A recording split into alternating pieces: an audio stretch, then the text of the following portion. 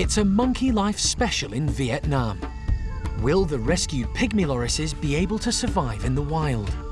Really, it's time for all of us to pull back, get out of the forest, and leave them to it. The team try to catch a rare sighting of a family of Duklangers. That could be. Yeah, I think it is. And Alison meets Lala, the newest arrival at Dao Tien. Hello, my sweet. I feel very privileged.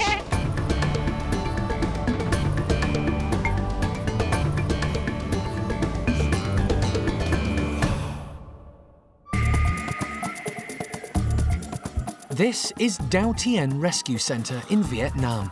It was set up in 2008 and it's the sister sanctuary of Monkey World in Dorset. The staff here dedicate their lives to rescuing and rehabilitating endangered Vietnamese primates. We just would like to make a nice life for the monkey. Dao Tien is 160 miles northeast of Ho Chi Minh City, 6,000 miles from the UK park.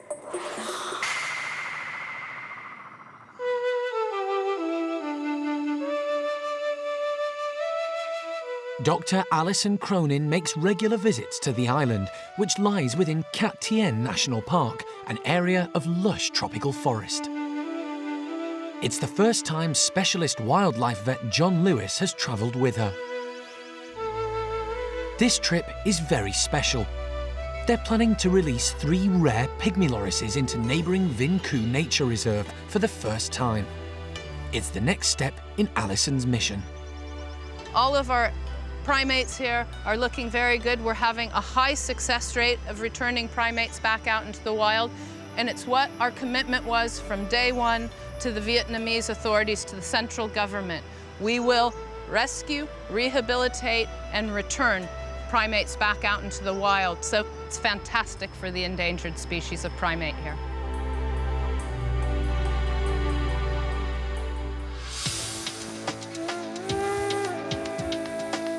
Yesterday evening, they left pygmy lorises Sun, Sylvia and Talai to overnight in a carefully prepared release cage where they could get used to this strange new part of the forest. Now they're heading back to the release spot, but the lorises' sleeping habits have thrown up a whole new challenge and they're having to work round the clock. They're nocturnal.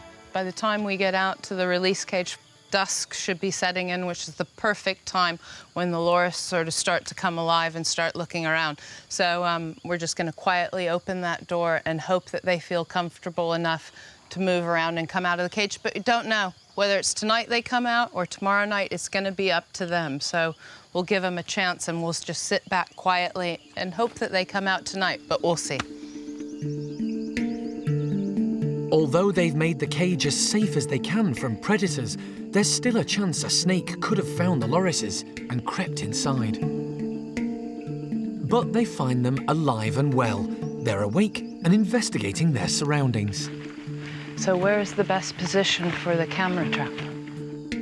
They want the camera to catch the lorises as they come out in order to provide vital information about how they make their way into the forest. Yes. Okay. Okay, good. Come. Good. But it's a bit hit and miss. It's really not an easy job following on the loris. We do have their radio collars, but of course everything for the loris happens at nighttime. So with the camera traps even, you can't set them for a big bright flash because that'll just upset and disrupt the loris. So everything has to be considered in terms of a nocturnal species and a very quiet and stealthful species. So it's all new and interesting. With everything in place, the team retreat to wait and watch from a distance.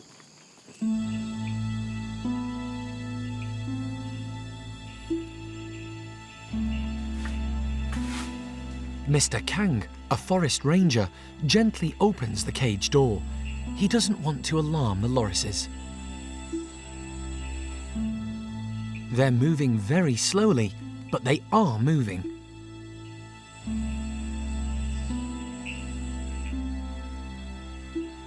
It's difficult for the team to make out anything in the dark. We can't really see anything unless we were to approach the cage and get sort of more up close to them, and that's just going to upset them and disrupt them. So really it's time for all of us to pull back, get out of the forest and leave them to it. We'll come back tomorrow once they've sort of gotten out into the trees, and we'll track them down.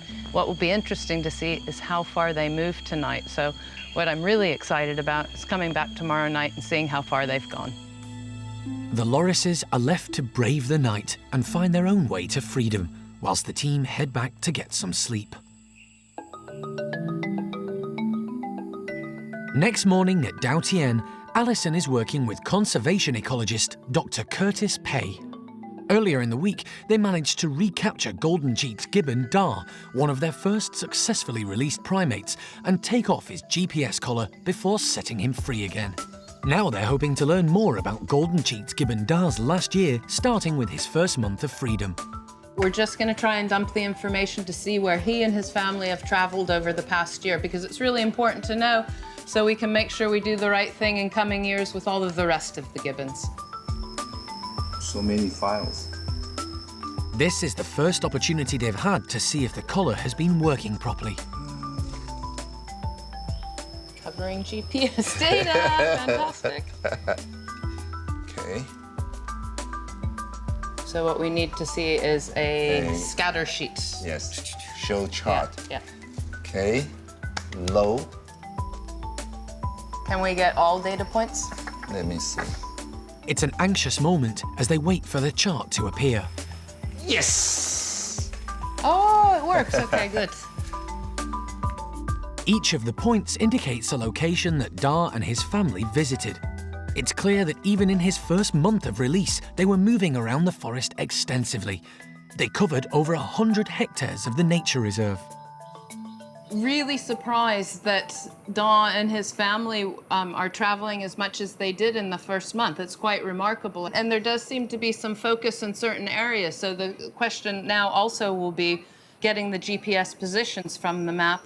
And then our guys can go out into the forest and see what fruiting trees and what foliage are in those patches of forest, so that we then know for our next release site the good areas that the gibbons are telling us they like to be in. So the team did a good job in choosing Dar's release site, and they're even better equipped for next time. It's late afternoon. Alison and the team have gone back into the forest at Vinku Nature Reserve, where last night they released Pygmy Loris's son, Sylvia, and Talai back into the wild. They want to see if they survived the night and are hoping to track the lorises using signals from their radio collars. We're hoping that we're going to find 3 loris sort of in the general vicinity of the release cage, but you don't know. They might have come out and marched off. They're pretty small little guys, but the radio frequency that those collars put off should be picked up by the aerial. When you tune it into the different frequencies, we should be able to find all 3 of them, whichever direction they've gone in. But it's just a case of getting a bit closer so we can get a stronger signal. The radio collars are less accurate than the GPS collars that the gibbons were wearing, but the tiny pygmy lorises couldn't be fitted with such bulky equipment. They know from the signals that the 3 lorises have left the release cage. They're straight into the forest after them. With only Dr. Pay's aerial to rely on, they're going to need a lot of luck to find 3 pygmy lorises high up in the 30-metre canopy. Look above this tree. Okay. She's between me and John. Very soon, a signal leads them to one tree. The signal that we're tracking right now is actually the female called Talai. She had quite a good relationship with the male on Doutien, so it'll be interesting to see if he's in this area too. But she has come out of the cage and traveled quite a distance. Talai has moved about 200 metres from the release cage. That might not sound much, but for a primate that weighs just 350 grams, it's quite an achievement on her first night. It's here. Now, they really want to catch sight of her. Spend a little bit more time looking around in this thicket, but quite honestly, we'll be lucky, I think. Beneath the tree, they plot Talai's exact location using GPS equipment. The plan is to come back tomorrow evening to see how far she's moved on. She's good. Yes, to lie. So, yeah. Sylvia is somewhere in this direction. Okay, let's go this way.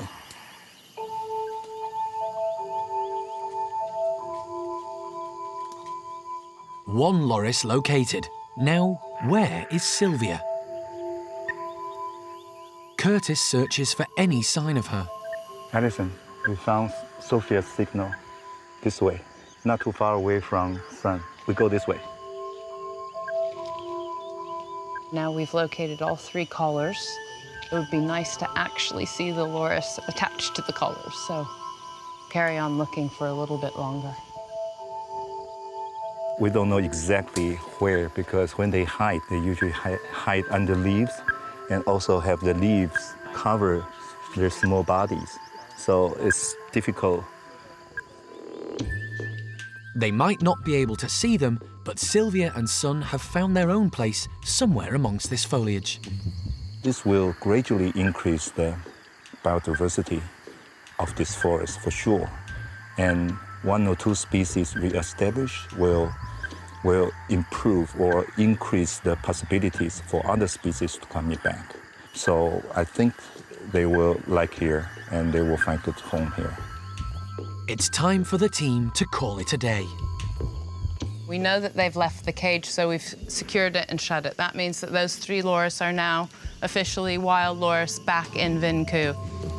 We'll keep checking up on them. Everybody will be coming out here, tracking them down, making sure that those radio signals are moving. So bright future for Son and his 2 ladies. Really, really happy.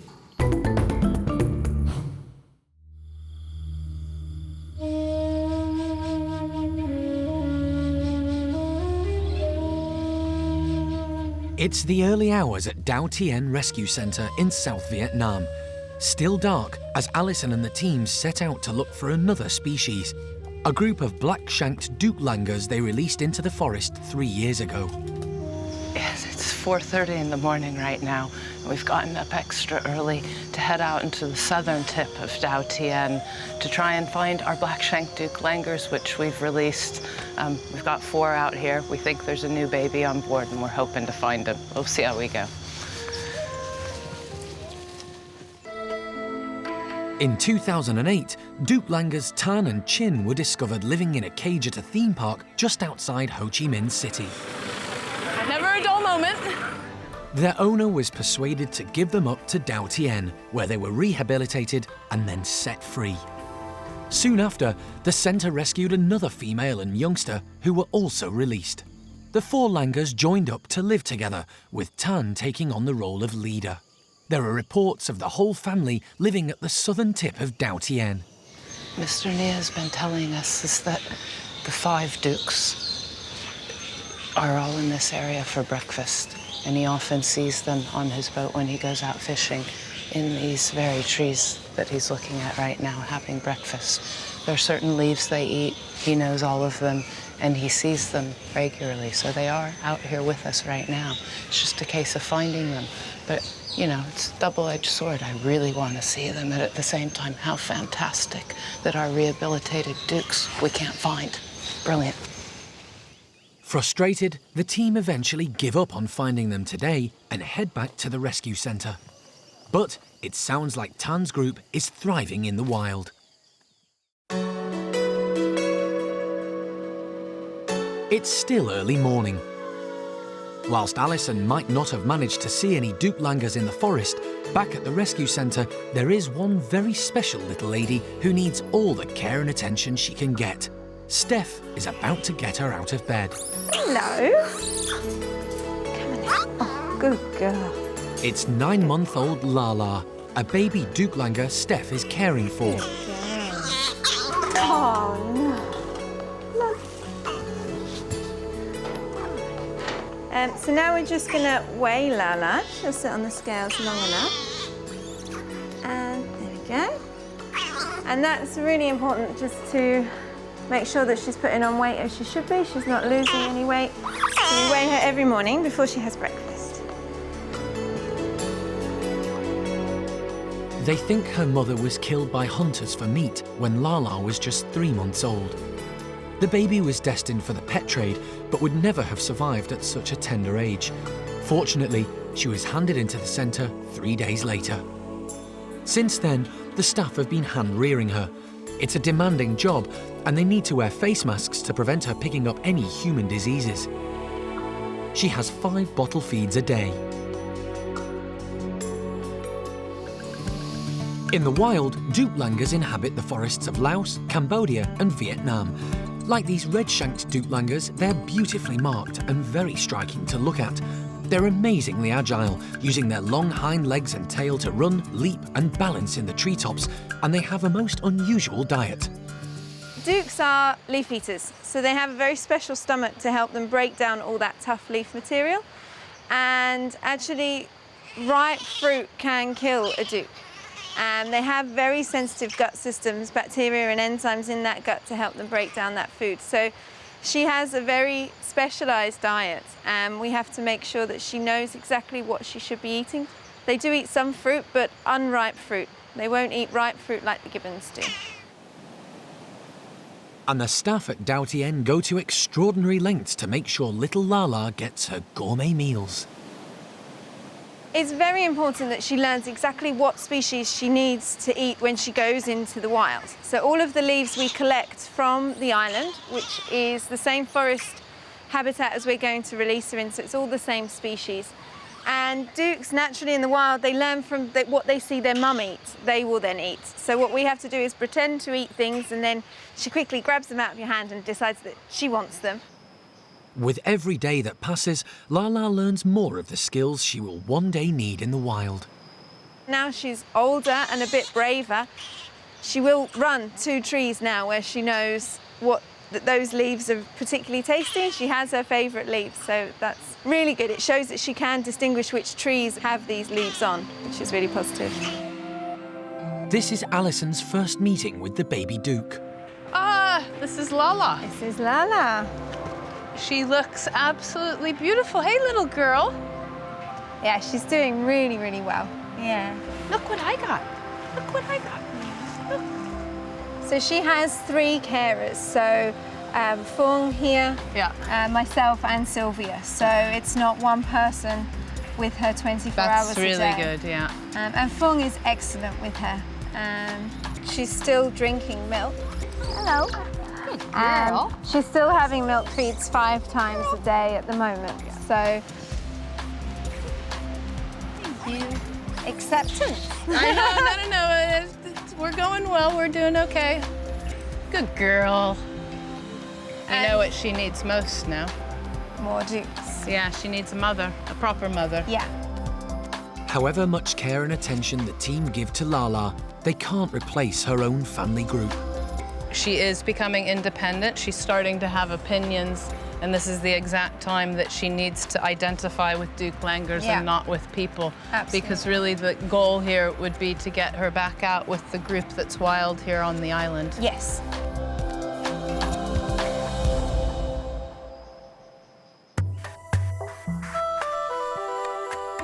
Alison still hasn't given up on catching sight of Duiklangers Tan and his family, who eluded her this morning.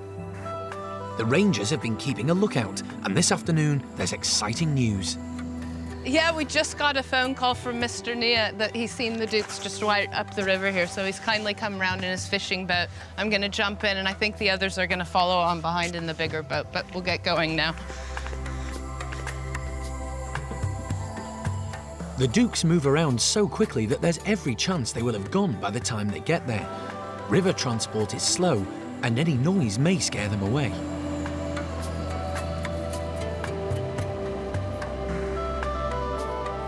According to Mr. Nia, who's keeping very close eye on them, they have now set up their home range right in these batch of trees that we see here. They're here morning and night feeding, and I don't think that they go much further. And now the group's expanding. They're breeding and they're living as wild dukes. So it's a complete story.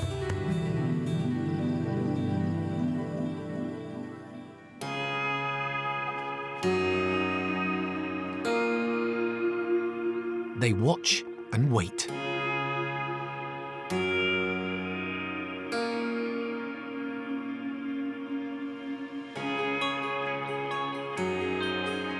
And then they spot some movement high up in the tree canopy. That could be. Yeah, I think it is.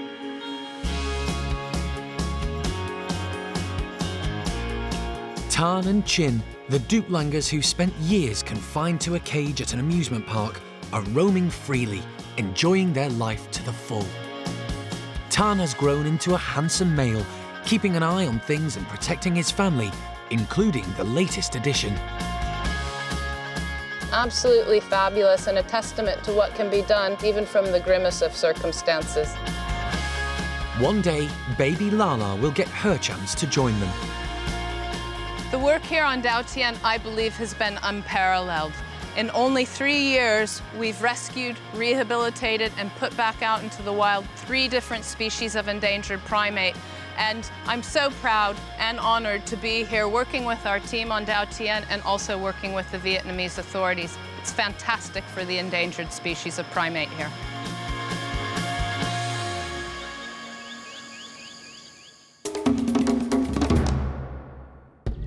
Next time on Monkey Life, there's serious concern when woolly monkey Bueno deteriorates. Over the last few weeks, he has started to lose a bit more weight. We've also noticed that his breathing is getting a bit worse. And Xiaoning tries to come to terms with growing up. I think Xiaoning's sort of beginning to realize that things are changing for her, and she's definitely turning into a big lady now.